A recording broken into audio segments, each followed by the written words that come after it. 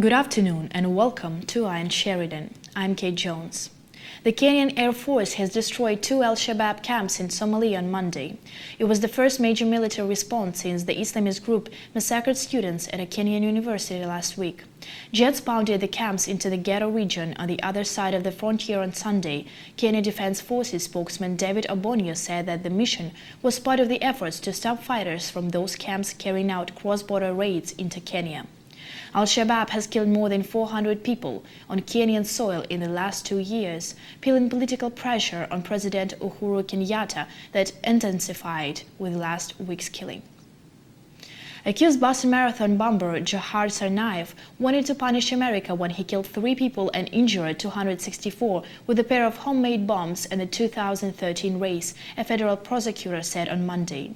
In closing arguments before a jury decides whether Tsarnaev, 21, is guilty of the April 25 bombing and of fatally shooting a police officer 3 days later, Assistant U.S. Attorney Alok Chakravarty described the attack as deliberate and extremist. Tsarnaev, an ethnic Chechen who moved to the United States about a decade before the attack, could be sentenced to death if the jury that heard 16 days of testimony against him finds him guilty.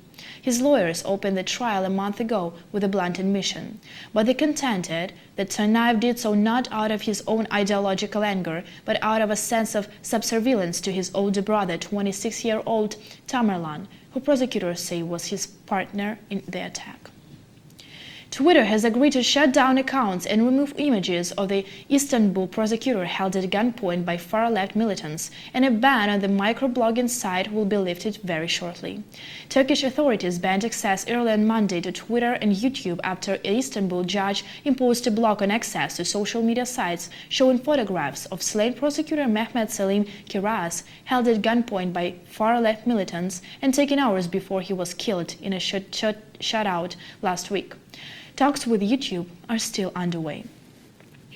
A search is underway on the Fraser River in British Columbia after reports a man fell from his floating home into the water Sunday night while trying to rescue his wife. The accident happened around 9:30 p.m. near the 403 block of River Road West in Delta. Officials say the rescued woman is in stable condition in hospital after being pulled from the water.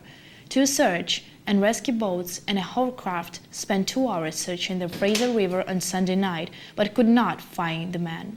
However, the rescue operation continues.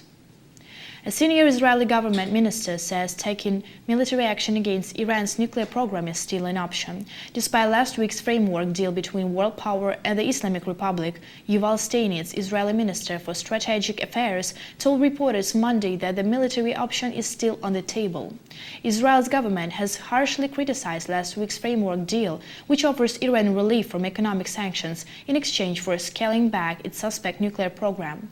Israeli leaders believe the deal leaves too much of Iran's nuclear infrastructure intact and would allow the country to easily gain the capability to produce a nuclear weapon. Steinitz said Israel favors a diplomatic solution and plans on lobbying the international community to improve the deal, and its details are finalized in the coming months. That's all for now. Stay tuned with Iron Sheridan. Have a good day.